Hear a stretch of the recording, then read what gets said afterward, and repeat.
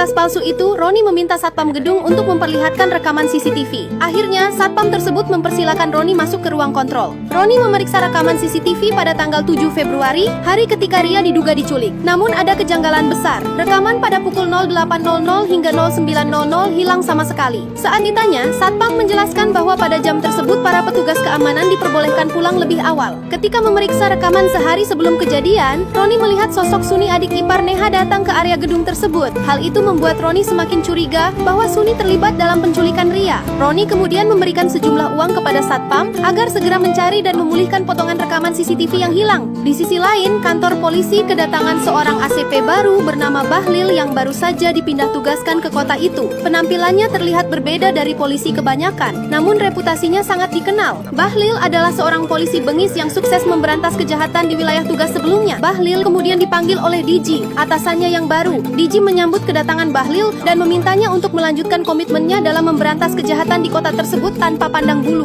Kemudian Roni membuntuti Suni dan anak buahnya. Namun Roni terkejut ketika melihat Usman, pemilik showroom, berada di lokasi yang sama. Roni menyaksikan dengan mata kepala sendiri Usman menyerahkan sekantong narkoba kepada anak buah Suni. Saat Roni berusaha mengikuti mereka lebih jauh, tiba-tiba ia ditodong senjata oleh anak buah Suni. Perkelahian pun tak terhindarkan. Setelah berhasil melumpuhkan mereka, Roni menanyakan keberadaan Ria. Namun mereka mengaku tidak tahu menahu tentang anak tersebut. Roni kemudian menemui Usman di showroom miliknya. Kali ini, Roni sudah yakin akan keterlibatan Usman dengan Suni. Ia menanyakan siapa sebenarnya Suni. Usman menjawab bahwa Suni adalah orang besar dan berbahaya, seseorang yang seharusnya dijauhi oleh Roni. Roni lalu menceritakan bahwa dirinya sedang mencari seorang anak perempuan bernama Ria, yang ia curigai diculik oleh Suni yang notabene adalah paman Ria sendiri. Namun Usman mengaku tidak pernah mendengar bahwa Suni menyandera atau menculik seorang anak kecil, terlebih lagi keponakannya sendiri. Saat Roni hendak masuk ke hotelnya, Anantiagi datang menemuinya dan meminta kembali kartu identitasnya. Anantiagi menjelaskan bahwa ia adalah seorang polisi dari Mumbai yang sedang berlibur di kota tersebut sekaligus menghadiri pernikahan saudaranya. Keesokan harinya seluruh kota dikejutkan oleh pemberitaan di surat kabar tentang hilangnya Ria. Ternyata berita itu disebarkan oleh Roni dengan mengatasnamakan polisi Anantiagi.